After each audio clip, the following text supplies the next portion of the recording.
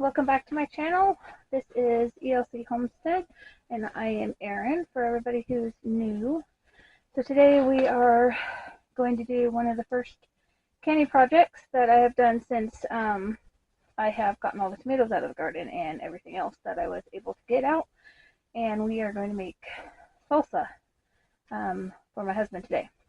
Let me show you what we're going to use and then we will get started. Now, we'll move the camera around here. Alright, so we have this big bag of tomatoes. No, we are not going to use all of those tomatoes. We're just going to use some of them. We are using diced green chilies to put in it. And my husband wants sweet banana peppers. These are mild. And we've also got cilantro, and we're putting an onion in it, and we are using, let me show you the jar here. We're using little jars, so we are using these little bitty jars to can it in these, so we don't have big honking jars that might possibly get wasted if it gets shoved back into the back refrigerator. So that is what we're going to do today.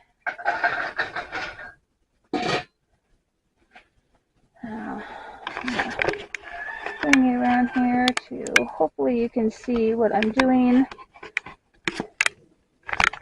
Alright, so I have my small cutting board out here. I'm going to turn on my stove. Maybe. Turn it on high and get those jars boiling so we can sanitize them. They've already been cleaned, but now we just need to sanitize them. We are outside doing this in our shed. I do have an actual stove out here to can on.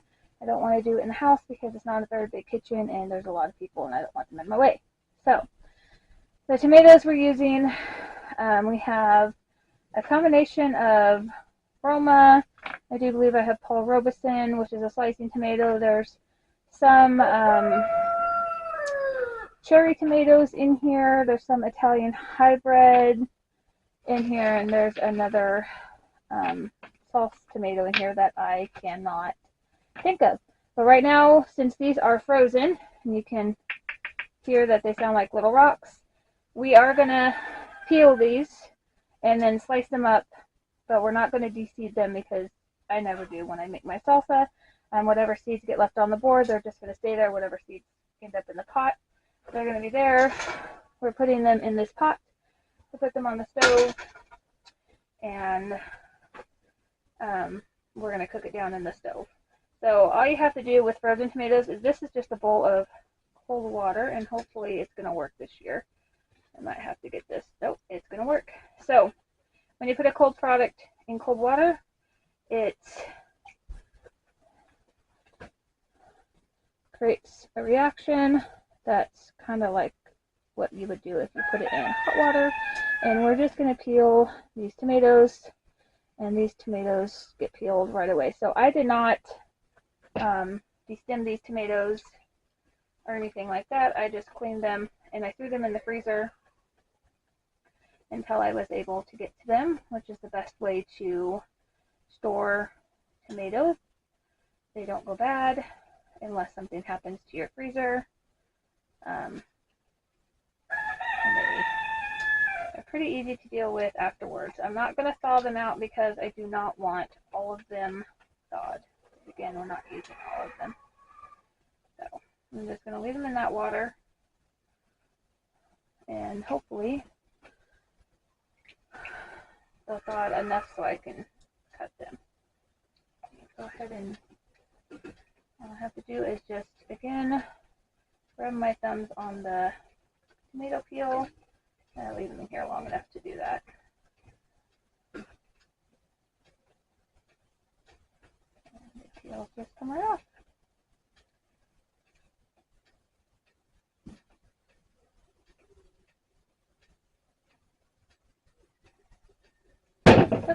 going to try not to drop them. Don't worry, I have washed all the tables and everything out here. It is clean and ready to be used. I think I'm going to try to use my knife just to make this go a little bit faster. Fingernails aren't quite as long as they normally are. Having a hard time grabbing the peels. And again.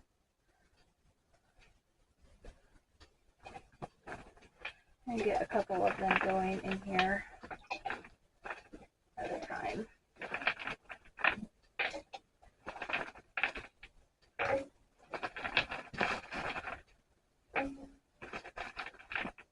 Bowl.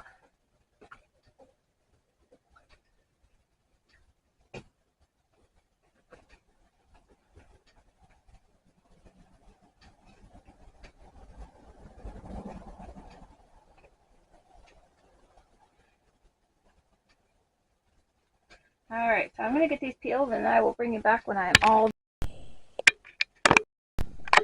Alright guys, so we are just about done. So I took the water out of this bowl because it wasn't big enough, and I just transferred it to, oops, let me see here.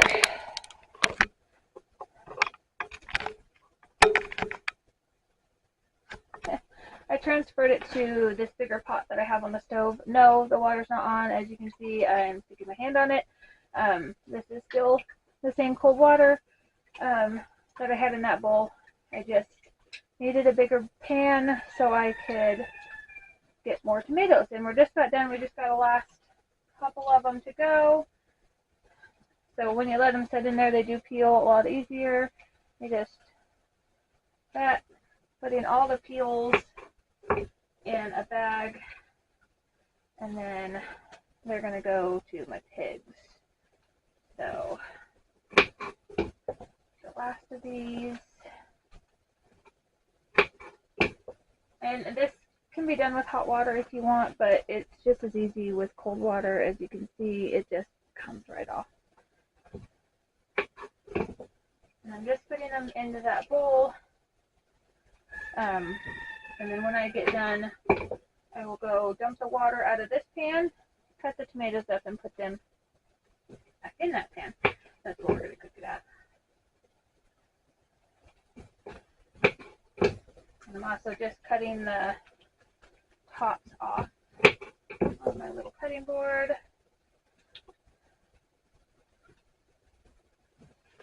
Because we don't want the stems in it.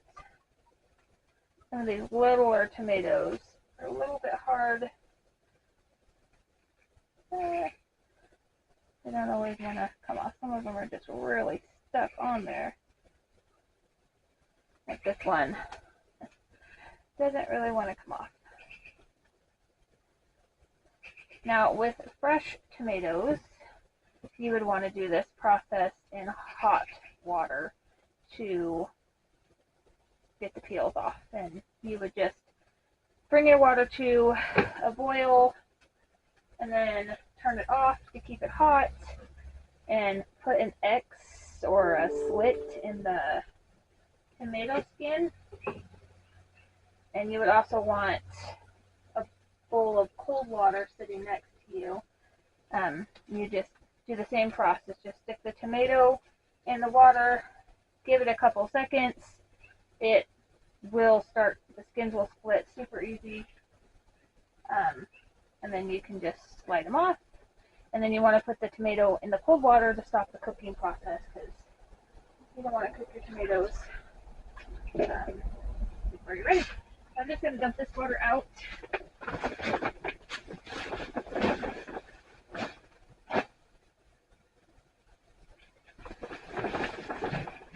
And you don't need to re-wash this pan because it was already clean and the tomatoes were clean and everything else. The bad thing about doing it with cold tomatoes in cold water is your fingers get super, super cold. So try to warm up my hands a little bit.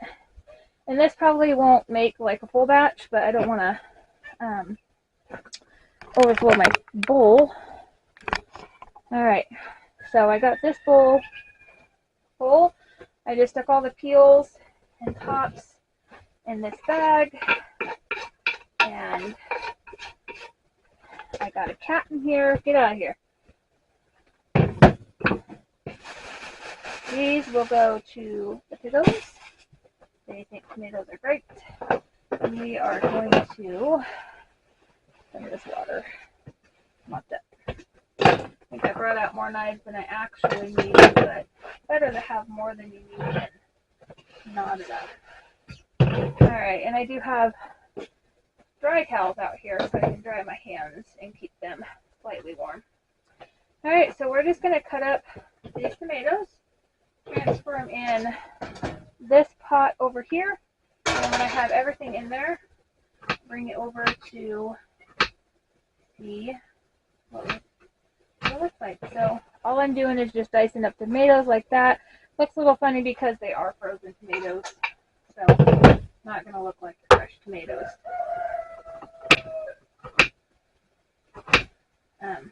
Good thing about frozen tomatoes, though, is they do cut up with a straight edge knife a lot easier, and you don't have to have the specific serrated knife.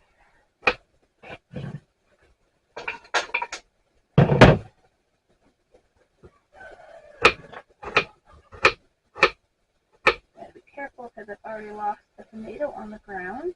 Don't want to lose any more tomatoes.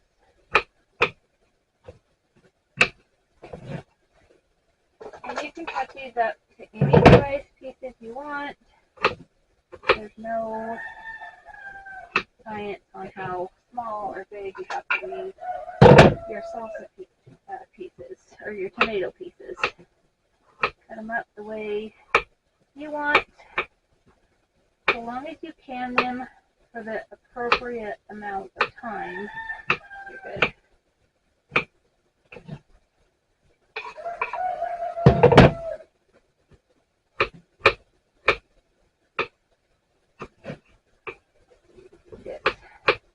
I did bring it or buy a food chopper. This would be a lot easier with the food chopper, but sometimes the tomatoes get stuck in the chopper, so we'll just do it this way and it'll be fine.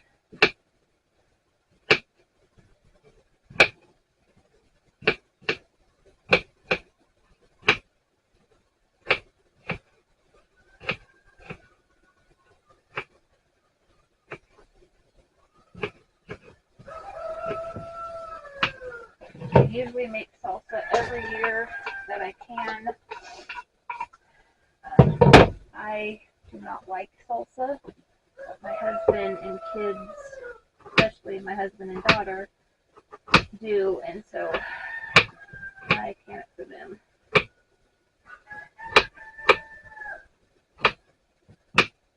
And the reason why I'm not making a very big batch because my daughter is not here. She is away at college. My husband's not going to eat a double batch by himself.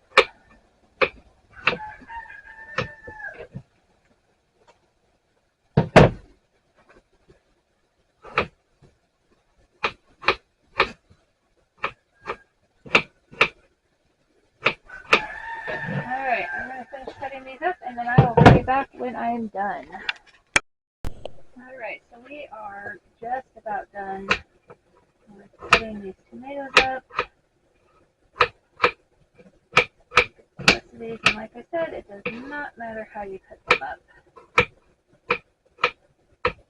And once you cook a tomato down, it gets mushy anyways and loses its shape, and with these being frozen, they're not going to hold the best shape, but we are cutting them in trying to keep them in fairly big chunks so we can have some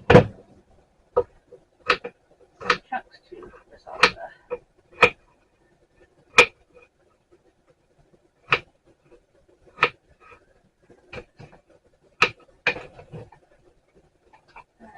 Alright, these are the last two tomatoes. Because they're small, we're just going to kind of crunch them up like that. Alright. These are done. Put these in the bag for the pigs over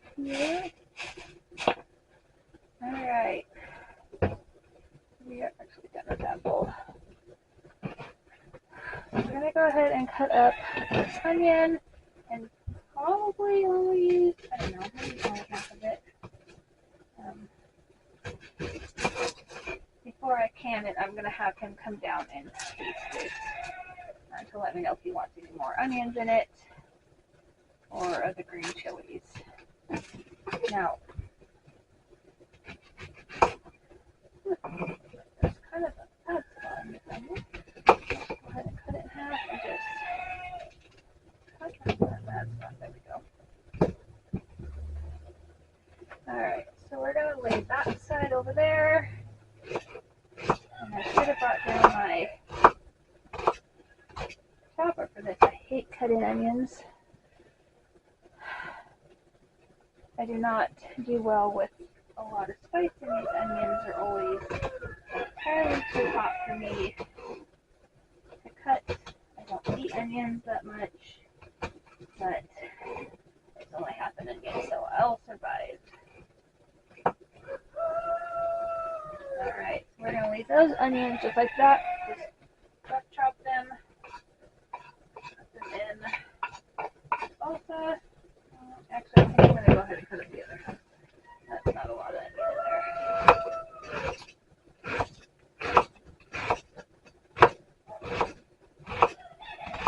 in there. Peaches, don't you get up here. Cat, up here. Ow. She needs.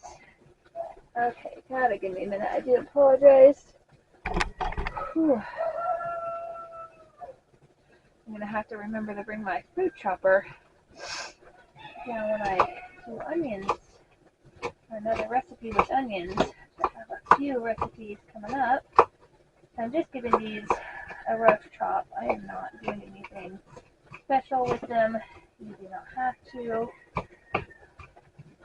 Okay. Whew, them are hot little buggers. And those onions are just a yellow onion. I normally use Walla Wallas, but Walmart doesn't sell the Walla Wallas in the little bag that I bought. So, because I needed multiple onions, I just bought some regular yellow onions. And these are probably going to go down to the pig too. I'm going to make sure pigs can have tomatoes before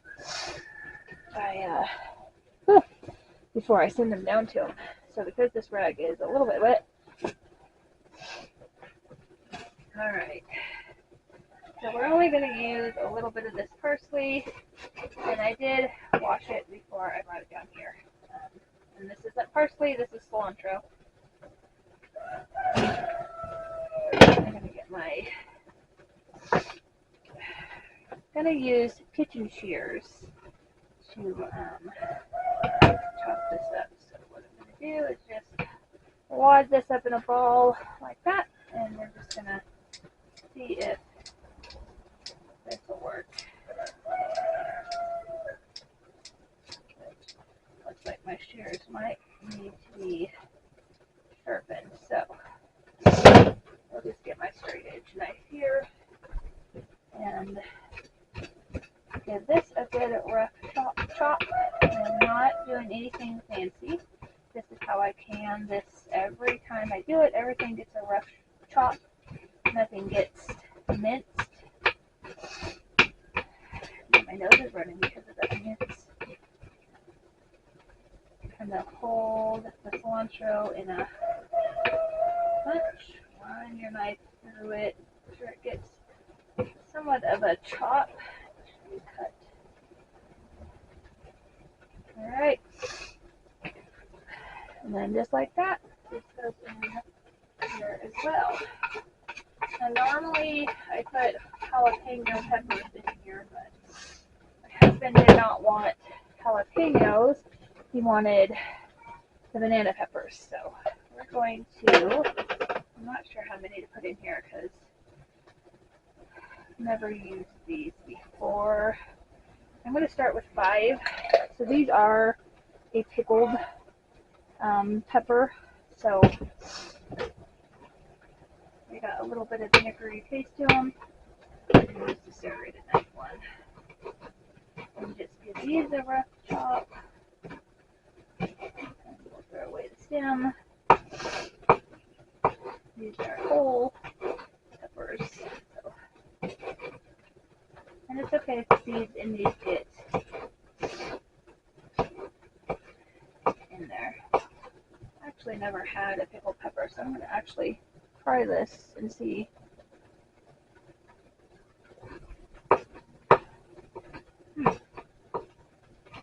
Not bad. Kind of tastes like a dill pickle.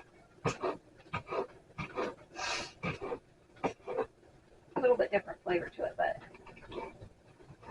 not a whole lot. I was going to pickle peppers this year. Banana peppers, to be exact. Fortunately, they did not do very well.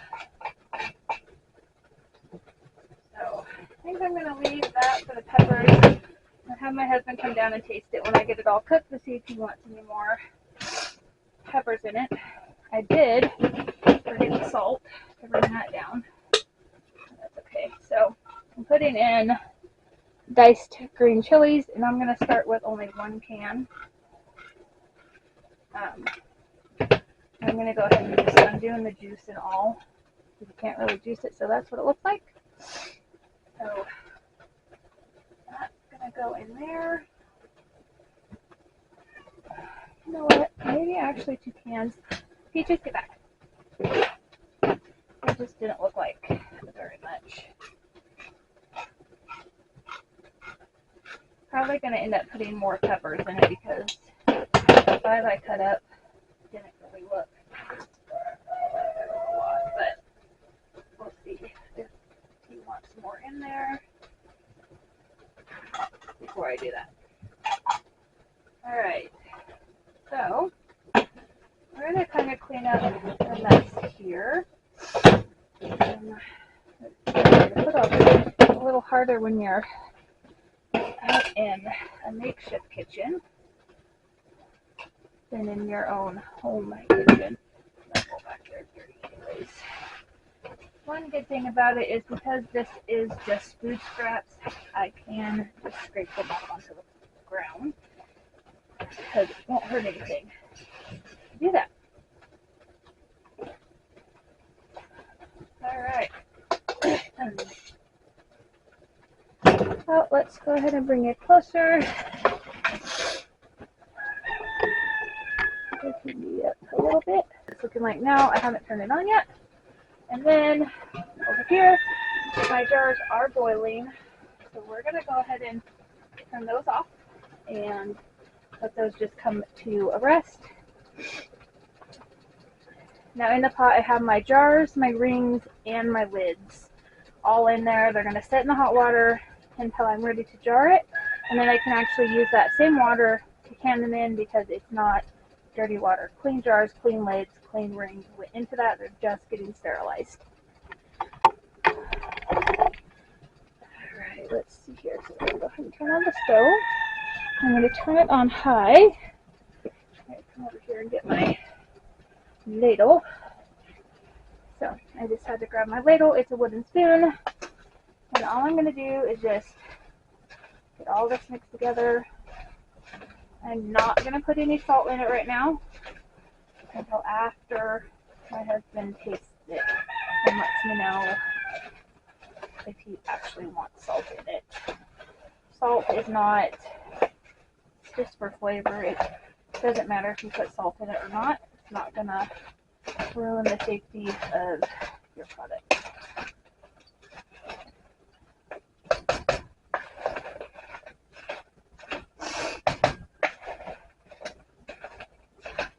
Alright, so that is what it's looking like right now, and we're just gonna let it heat up. And I didn't add any water to this because the tomatoes have juice and there's water in the tomatoes,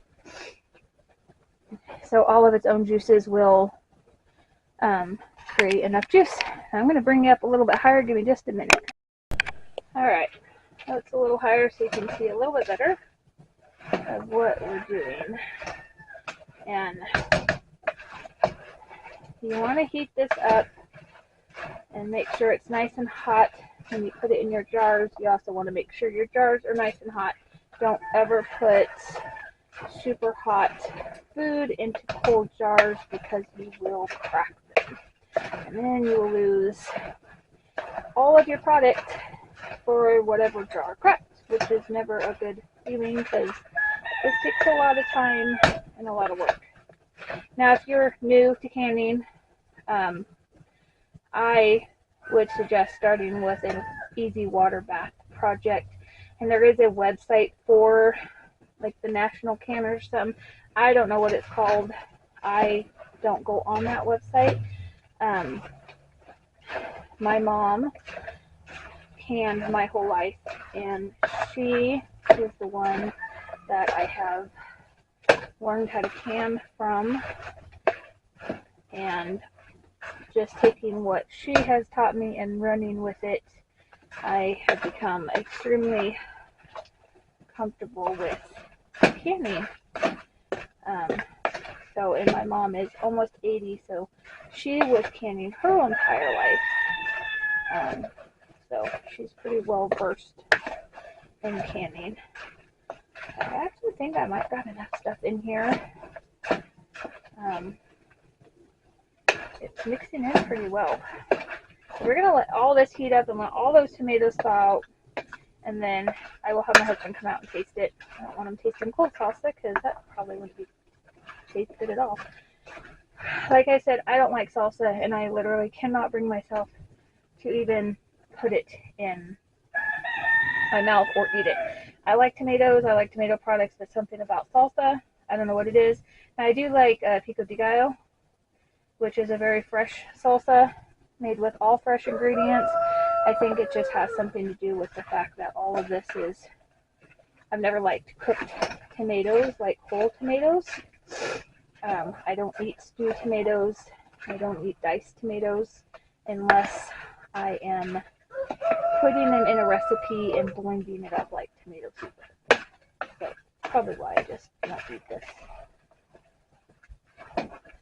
And you don't have to have any kind of special pan to do this in. This is just one of our regular pots. This is a water bath canner.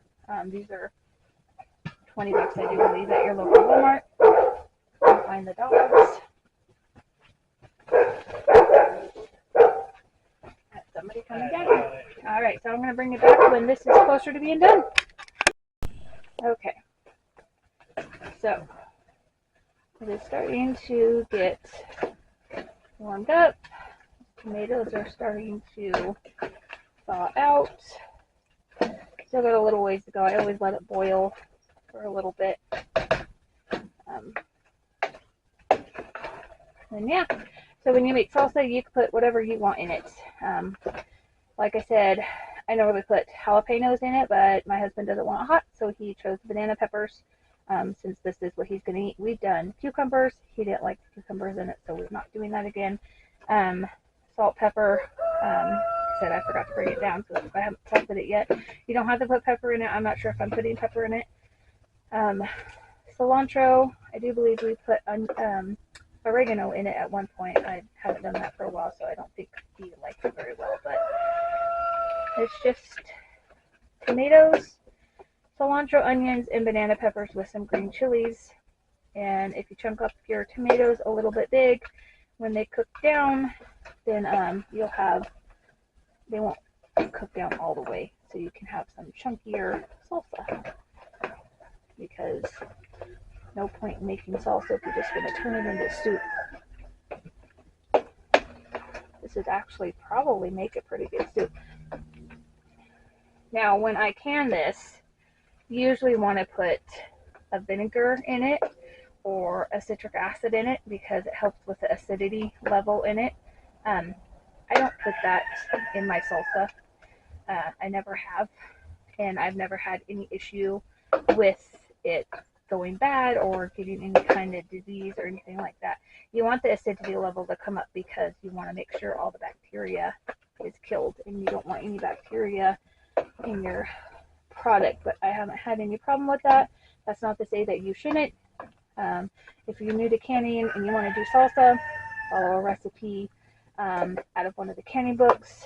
Ball has some good canning books, and they have salsa recipes in there. So if you want to start with a salsa, follow one of their recipes because they are exact and give you exactly what you need to put in there.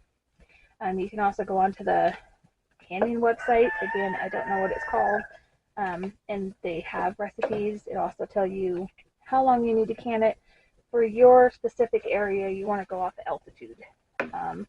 So my altitude, I'm not exactly sure what it is, like I want to say it's either 2,500 or 3,000, but somewhere around there, and I can off of my altitude for however many minutes, and also the size of the jar. So pint jars are going to take a different amount of time than a quart jar, and a half a pint is going to take a different amount of time than the other jars. I am canning my salsa in the little bitty jars. Not exactly sure what size they are. Let's see. So these are half pint jars that I am canning in that I showed you earlier. I normally can in the quart jars, and when I can in the quart jars, I usually leave it in for 15 minutes. But I'm going to leave these in probably for about 15 minutes as well, because I just want to make sure they're good and sealed. But again, if you're new to canning, follow a recipe, do it to the exact of what it says until you're comfortable with canning, and then you can can however you want, so long as you can be safe about it. So this is still not warmed up. It takes a little bit for it to get warmed up. It's starting to get quite liquidy, so when I do this, I will, when it gets down to the end, we'll drain some of the liquid off, but not until we get down to the end of it. So I'm just going to kind of let it sit there and stop stirring it, because I'm breaking the tomatoes up every time I stir it, so it's getting chunky still. So we're going to go ahead and let it boil, and then we will be back when it boils. Okay, so we have it almost at a complete boil, and I have called my husband to come down and taste it. He'll be down here momentarily. He's busy doing something right this second. So we're just going to kind of let it sit there and boil it. And like I said, I do have the tomato seeds in here. It's not going to hurt it. I always put the tomato seeds, and the only time I take the tomato seeds out of any of my tomato products is when I make sauce, because I don't like the taste of the seeds when I'm in the sauce, that are in the sauce. But my husband doesn't seem to mind any of the seeds that are in here. So unless he says he wants them out, they're going to stay in. But right now, it's looking nice and chunky and getting warm. I'm going to continue to let it boil.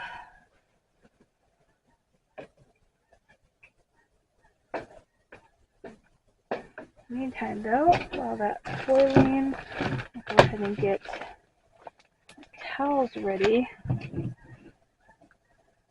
Let me get my towels ready to lay out, because we're going to be pulling hot jars out. You want to make sure you have a towel on your counter. So I have a dish towel. Actually, I have a couple of them. Put them on my counter. And you don't want to set really hot jars onto a cold surface, because again, it can cause cracking. Alright, so I'm going to turn this off while my husband tastes this. He's coming down, and we'll be right back. Alright, so my husband came down and tasted it, and he wants the rest of this jar in. So he wanted the liquid in it and the rest of the pepper. So I dumped the liquid, and right now I'm just cutting up the peppers, and I'm going to add them in there right quick. He also wants the other 2 cans of chilies in there. He says all he tastes is tomatoes. He didn't say anything about salt, so we're not going to add any salt. Just the rest of these banana peppers, the juice from the banana peppers, and the rest of the green chilies. And then we're going to call it good, because that stuff is hot, jars are hot, and it is ready to can.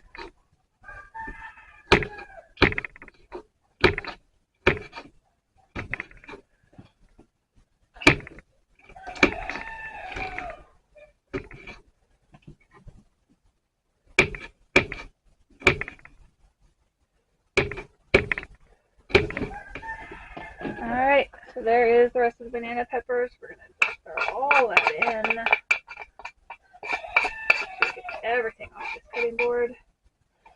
And then we'll open the other cans of chili. If I can find what I did with them.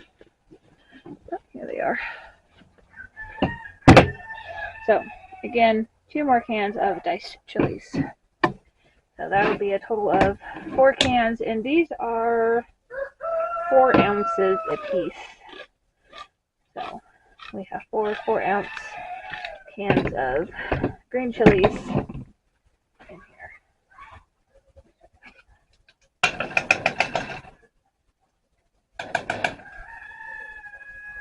So we get all of them out.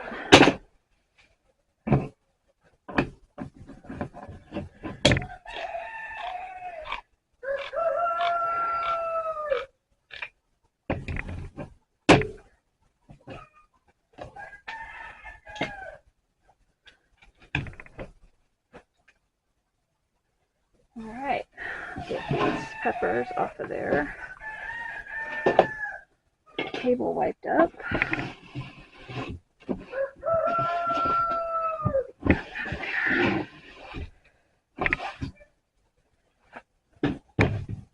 And then we're going to get my towel laid back down. Alright, let's get this all mixed in there. I'm just going to turn the stove back on to make sure everything's heated up. I'm sure it'll be fine.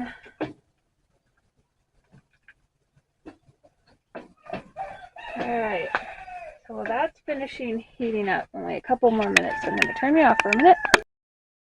Alright, so this is still just going to heat up for a few more minutes. In the meantime, we're going to go ahead and get the jars out of this pot.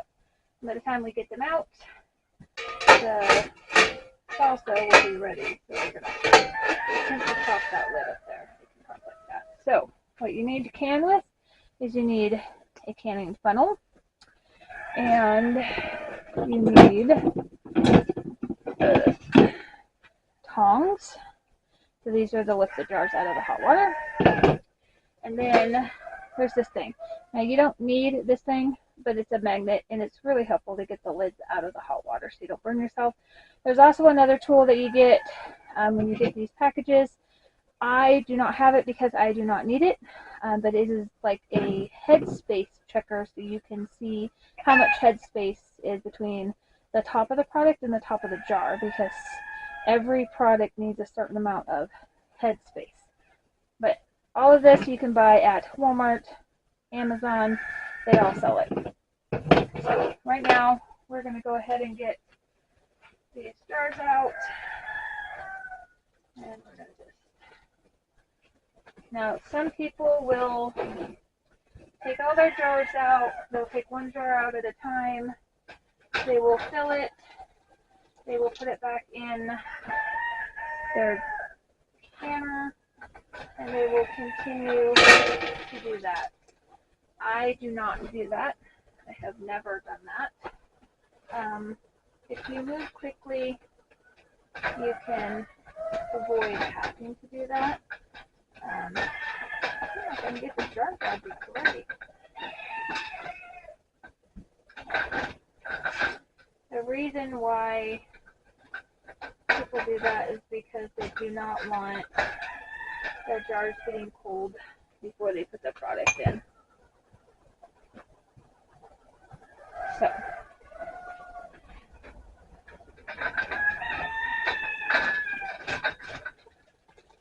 jars don't want to come out of the water today. So I'm just going to lay the lids or the rings on the actual table. It doesn't matter, they don't have to be on the towel. The jars do not want them breaking. And when you buy a new pack of jars, they come with their own lids and rings. And then you can buy new lids when you reuse your jars, and you always reuse your rings unless they get rusty, and you don't ever want to use a rusty canning ring. I'm gonna have to not can in that jar. So you see this jar right here, the lid, oh, maybe, no, okay, I can still use that lid because it didn't seal. So when you're using lids, you do not want to reuse your lids, which are these flats. Right here, you don't want to reuse those.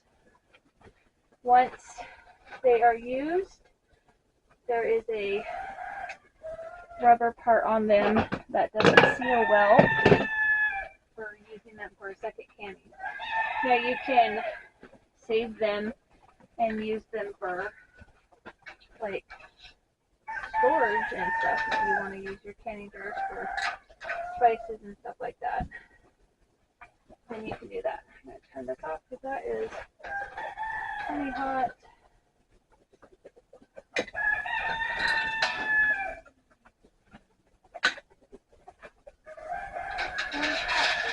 Yep, just burnt myself. One thing about sterilizing your jars in the same pot as you're going to can in, it just takes a little longer. You had a pot to sterilize jars in, or even your dishwasher, you can do it that way. It'll be 10 times easier, but this works just fine. Lots of people do it this way. I only have this way to sterilize my jars and everything else. Now, I guess on the boxes of lids that you can buy that are just these lids, I guess it does say on it that you do not have to boil your lids and sterilize them. Just make sure they're nice and clean. Before you had to boil them because it helps the rubber around the edge stick to the jar and seal better. But apparently they have remade them, and it says on there you do not have to, but I still do. Just because I learned how to can from my mom, and that's what she does. So that is what I do. Only got 2 more of the lids to take out, and then we are going to start stirring this up. Now I am setting the lids with the rubber side up, so the rubber's not touching the table. So that red side is going up. Alright, so that is all done. Well, the jars are off. So this is the tray for my canner. You don't ever want to stick your jars in your canner without something on the bottom, because it can cause breakage. Not all the time, but it can. So we're putting that in there so the jars can set on it. Now this has boiled long enough, and we are just going to go ahead and fill it up. Now when I do this, I fill my jars up to this bottom ring and just leave this, like, I think it's 1/4 of an inch, maybe a little more. But it goes up to the bottom ring, and this top I leave for the headspace. It does say in the canning book how much headspace to leave, and you can measure it. But I've done this for a while now, so I know how, and I know how much headspace.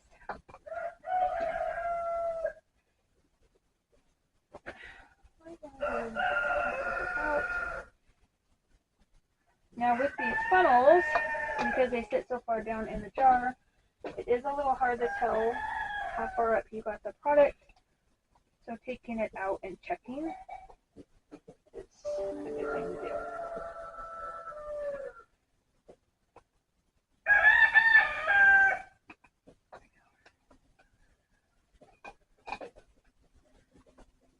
And if you're not exactly all the way up to that bottom ring, it's not going to do any harm. But you don't want, like, to can a half a jar or something. You want it as close to the headspace as possible.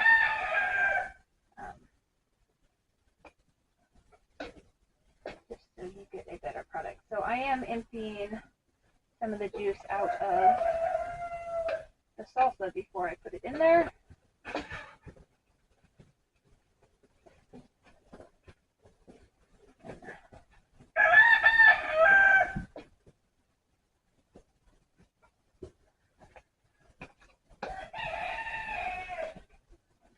I'll go back and refill the ones that need more stuff in them. After I get all these filled, because I have a lot of juice in here.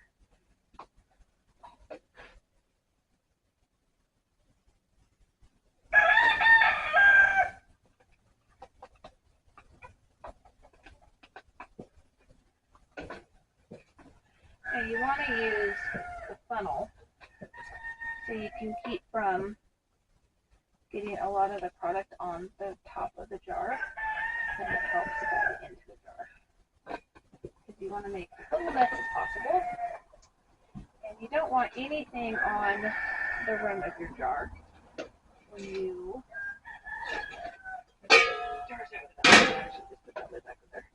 anyways, you don't want anything on the rim of your jar when you put your lid on, because it will compromise the seal.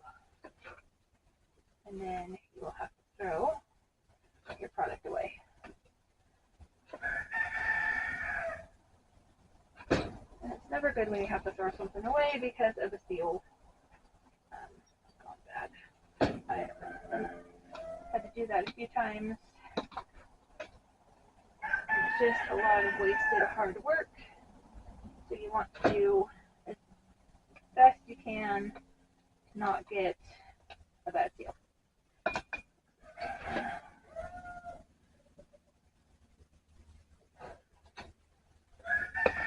kind of looks like I did not wash enough jars. I only washed these 12 jars. I did not realize I was going to need more. That's okay. I can put, there's not going to be enough to can a whole nother 12 jars. So let's put the rest in the refrigerator.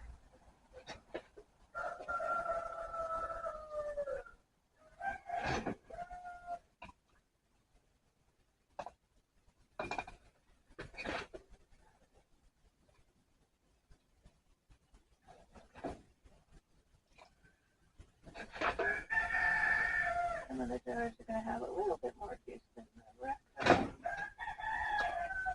I'm going to get as much of the juice out as possible.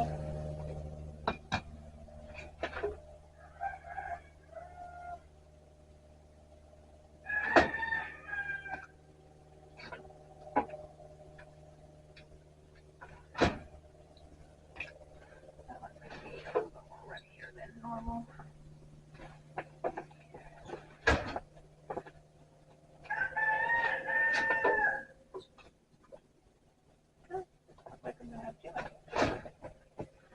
Let's see, what do we got here? That one's good. That one needs a bit more. More. This one definitely needs a tad bit more. No, it doesn't look like I'm going to have that much extra. So that's good. This one needs a little bit more.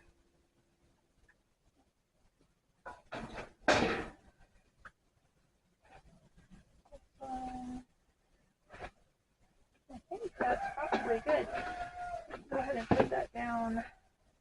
So when you have chunky stuff like this, you want to de-bubble it to make sure there's no air bubbles in the product. And I'm just going to use the end of my magnet.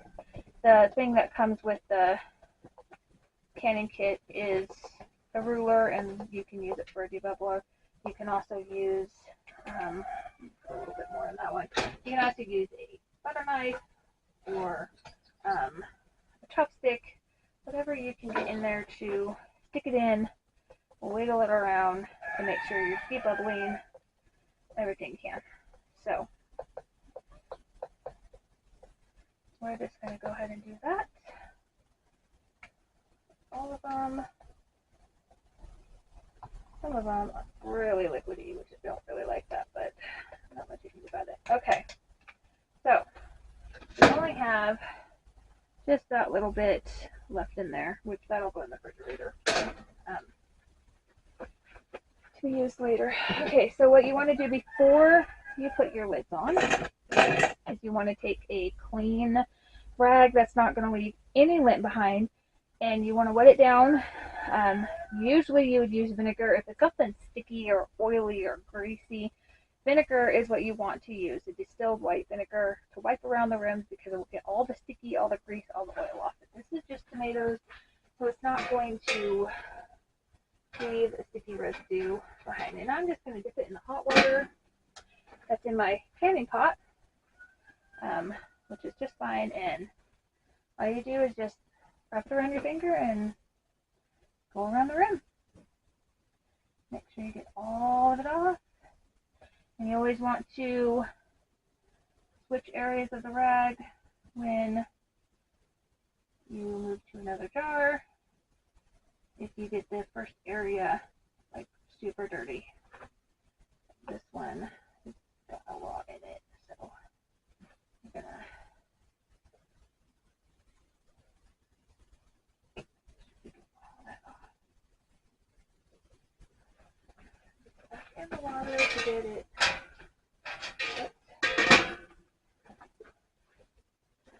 And then when I wipe the rings off here, I'm just going to go ahead and set the lid on so I know what jars I have wiped and what jars still need to be wiped. You do not have to do that. It's just easier to keep track if you're like me and lose track of things super easy. That is the easiest way.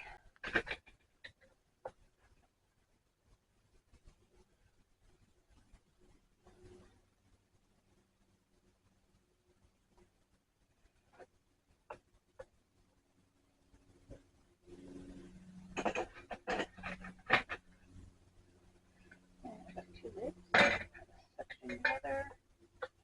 All right, so these aren't that hot. So all I'm doing is taking the rag, not doing that. We are not dumping it in the jar. Don't do that. Taking the rag, wiping it around the rim of the jar, making sure nice and clean, and then we stick a lid on. Make sure you only have one, and then after you stick the lid on, you can stick a ring on, or you want to stick a ring on before you stick it in the water, but just stick the ring on, and you want to tighten it down finger tight. Finger tight is you grab it with two of your fingers, grab the lid, and turn it. When you feel resistance, stop turning it. You don't want to go any tighter because you'll dent this lid and your seal will fill. So we never want to do that. Couple more jars, and then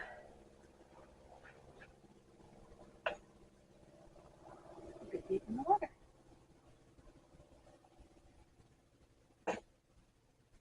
Now these jars will be close to the same temperature as the water is, because I have the water shut off.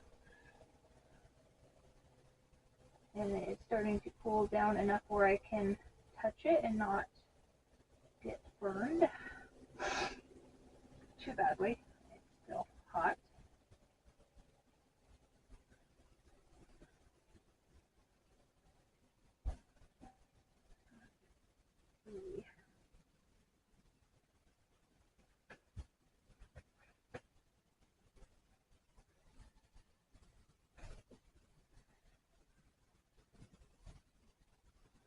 Okay. Get some of these lids on here.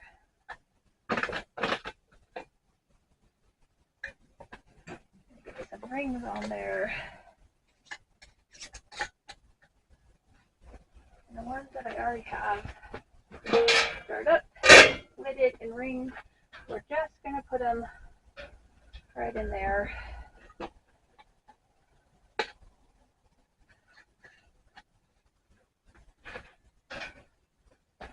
To give myself a little bit more room.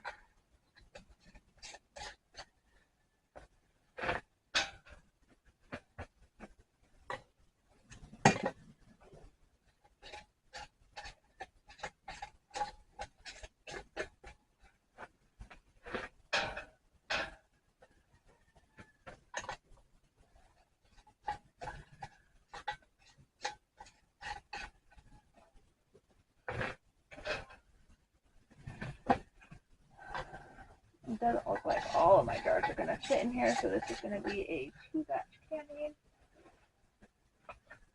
So, let me bring you over here, and we'll show you what the jars look like as soon as I can figure out how to get it off this.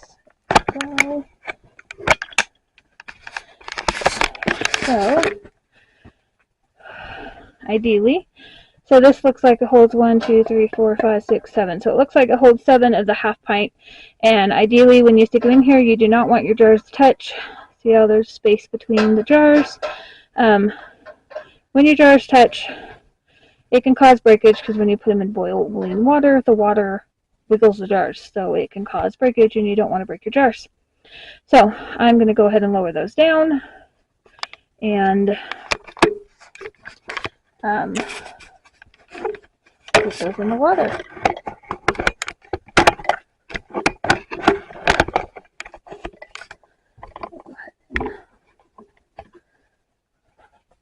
And all you got to do is just grab a hold of these lovely handles and put them in the water.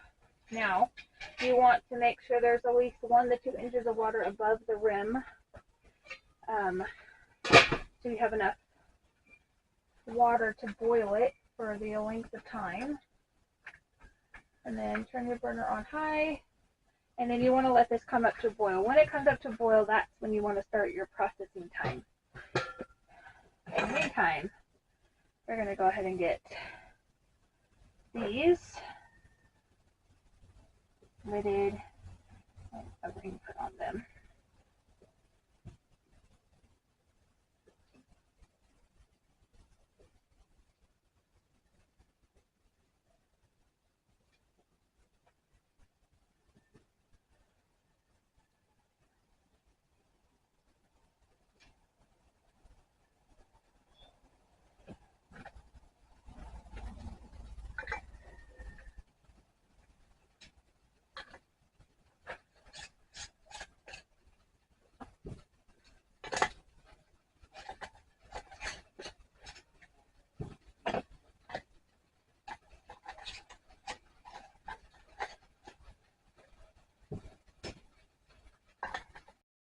Alright, so you can hear the water coming up to a boil.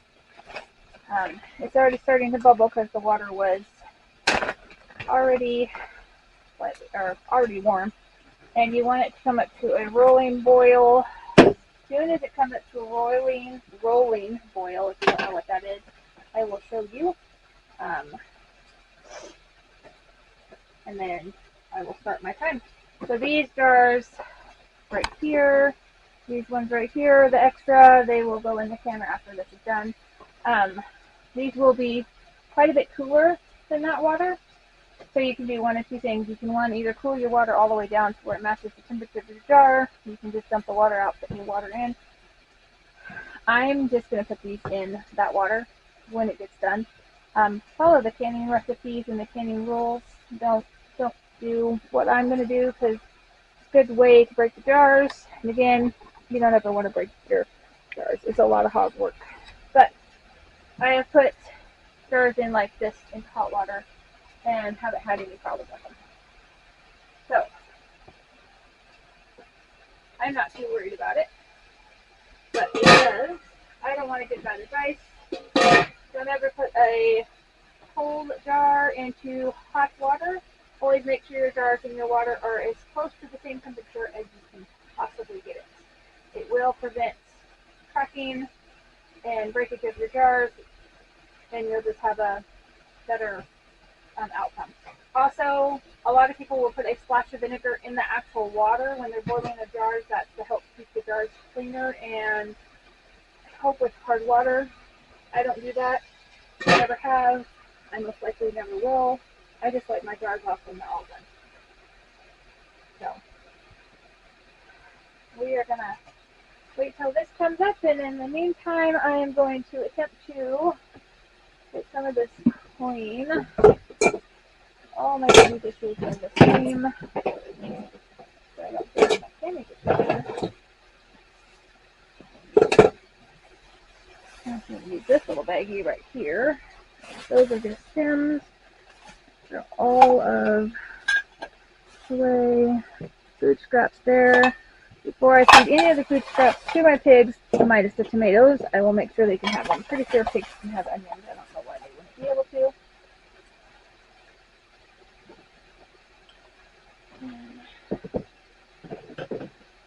We are going to use that. I'm done with that. This I'm done with. All of this. I don't need this cup right no more. That is my other clean towel that I'm going to lay down here in a minute. Alright. All of that goes over there. Right. A jillion pounds of tomatoes that are entirely too heavy for my bad arm to lift.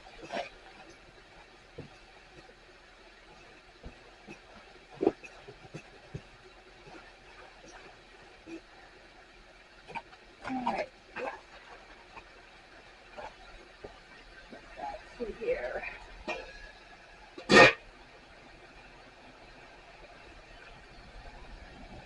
Bad thing about a white or light colored stove is you can see everything that's built on it.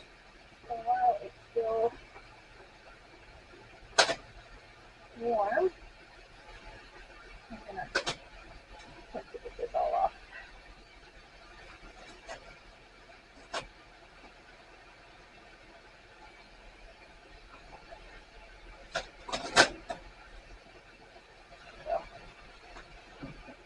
So this stove I found on Facebook. It was free, and it works just fine for what I need it to work for. You don't need a fancy stove to can on. Don't can on glass top stoves. They do not recommend it.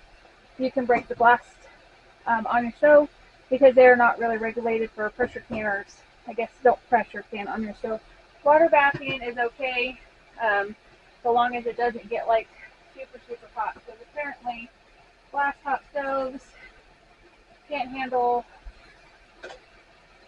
super high heats for some reason. I don't know why. They just say don't can on glass top stoves. So I always use an electric coil burning stove, which is definitely doesn't want to sponsor. Which is what my mom always used. And I prefer coil burning stoves over glass top stoves anyways. So. Alright.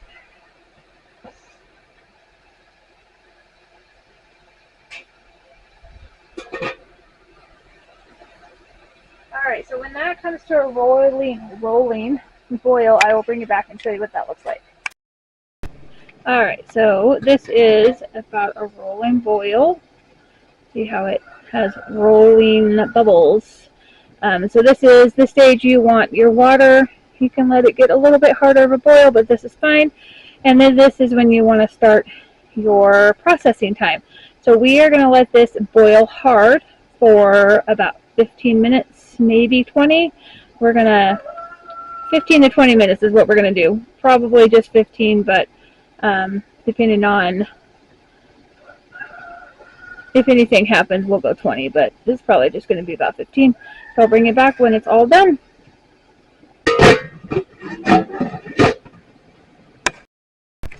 Alright guys, we have about 14 seconds left before all of these come out, which I'm only going to move you up just a tad bit closer. Go ahead and see if I can zoom you in. So as soon as my timer goes off, which it's going to go off right now, it's going off. We're going to go ahead and take those out. Now I only let those go for 15 minutes. That's what I normally do. I know I said 15 or 20, but 15 is what I did. So it's okay if you let it go for longer than the time specified. Probably not like really longer, but don't ever go less than the time that's specified because you wouldn't get a good seal. So I am going to take and turn the burner off. And this is best done with pot holders, but I'm just going to use my sleeve and just grabbing the handles of the basket to lift the jars and rest it up on the rack like that. And to let them cool it off because I am coming from very hot water to very cold air. So I'm going to let them rest for just a couple of seconds before I set them over there.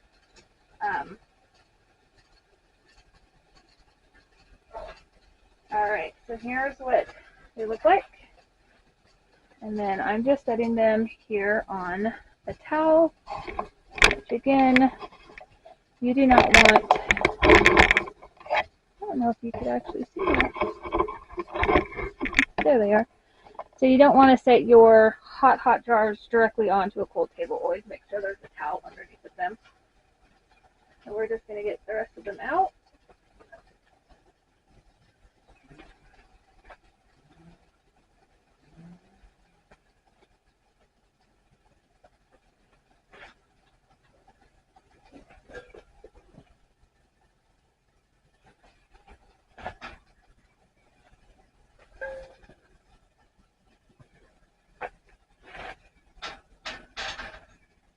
Now when you do take them out of the water, they sometimes will have water on the lid. You don't really want to tip that up. Just leave the water on. It'll evaporate. Alright, so there's those. And then what we're going to do is with these jars, we're going to take them and put them in the pan. But you can see the rack is still up. So because these are cooled down considerably bit, I guess actually they're not too bad. We're going to set them in here, and I'm just going to let them set for a couple of seconds here to kind of hopefully help with bringing them up. These jars in here, and I'm just doing the same thing with these jars as I did the last jars. I'm making sure none of them touch, equal space between them, so boiling water does not rattle the jars too bad.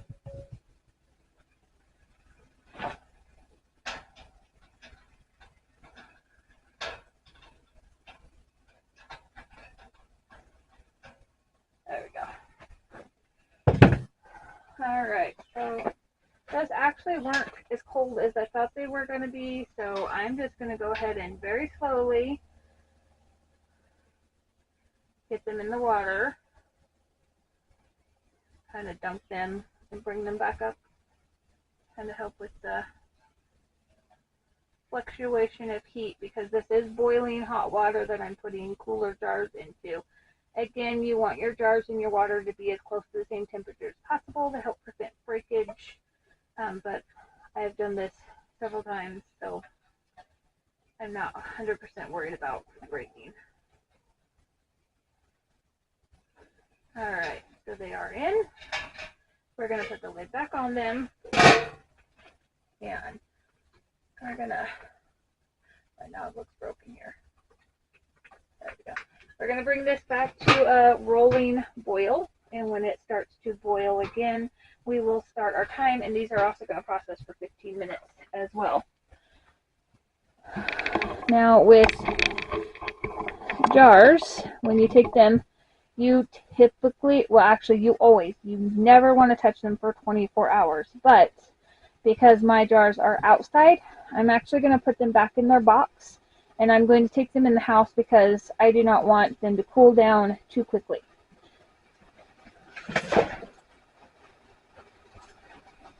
So I'm just going to get the box.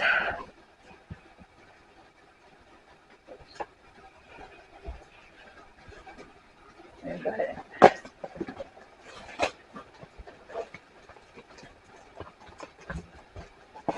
Taking the plastic off right quick.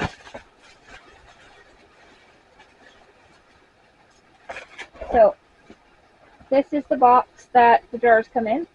And these are Kerr canning jars, and there are Ball canning jars. I do not use anything but Kerr and Ball. I have tried other brands of jars, and I've had so many failed seals and breakage that I won't use them no more. The good thing about the Kerr and the Ball boxes is sometimes there is directions on how to can, and sometimes there's recipes. So I know on the back of the Ball there is a preserve recipe, a fruit preserve recipe, or marmalade recipe on it. This one looks like it has a water bath canning on how to do it, and then a pressure canner on how to do this. And then it also has an altitude chart on the bottom. So it's always good to save the boxes because they do have information on the back of them that you can read. They also make great transport for the jars. So we're going to go ahead and get these jars set in the box.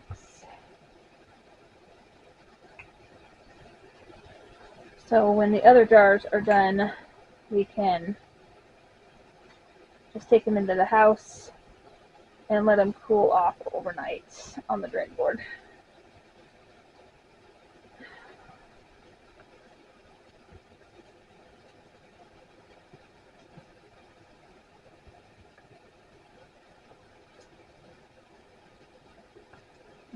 Hopefully I don't burn myself because I gotta move these over to make them all fit. Very carefully not to bang them. I do not like moving my jars when they're not supposed to be moved. Okay, and never push on the lids after you get them out. You want them to naturally pop. And you will know when they seal because you will hear a pop. You'll hear the lids popping. So we might hear them now. It might take the whole 24 hours. Usually it doesn't take the whole 24 hours, but sometimes it does. Alright, so I'm going to leave those there, and when we're ready to take them inside, I will show you them all boxed up and then bring you back when they're ready to be put away. Alright guys, so this second batch is done. It's been 15 minutes for these guys. I'm just going to do the same thing. I'm going to use my sleeves, use pot holders because it's safer. Just going to pull these out. Hook that to the side of the canner. You can see the rack right here. And then I'm going to set these jars on the towel, like I did the last jars, and just let them dry off on the bottom for a minute before I stick them back in the box right there. We are also going to turn off the burner.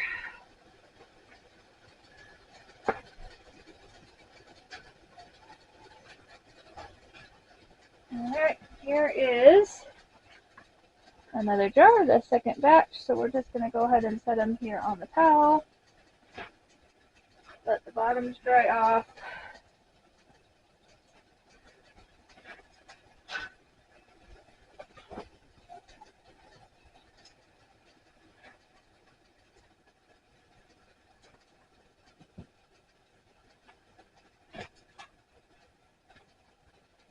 Alright, so that is the last of them. There's exactly 12 jars. They're all 8 ounces, half pints. So let those dry for a couple seconds, and then we're going to go ahead and put them in this box with their friends here. And then I'm going to take that box and I'm going to put it in the house just because I do not want them sitting out here in the freezing cold. Try this in my hands, see how hot these are. There's still a little bit of standing water on top. It'll evaporate here soon. These are definitely hot, hot, hot. Alright, so there is my first canning project here. Whew, sorry, wiggly wiggly. Salsa, 12 jars. Don't know if I'm going to make another batch. It'll depend on if my husband wants another batch and how fast he goes to this. Again, these are 8-ounce jars, half pints. I water bath canned them for 15 minutes, and I will take them in the house and let them set untouched until tomorrow around the same time, and it's like 4:30ish or something like that. And then I will bring you back and show you what I do with them from then.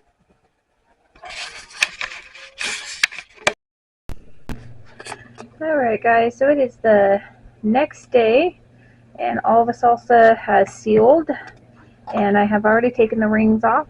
We take the rings off so we can prevent false sealing in case the seal comes undone, and then we know that it's not done. Or, sorry. So in case the seal comes loose, we'll know that it comes loose and it's not just sitting there rotting, because the lid would hold it down, or the ring would hold the lid down. So the good way to check is to hold it up by the lid like this, and if the jar doesn't fall off, it's sealed. And I have them labeled.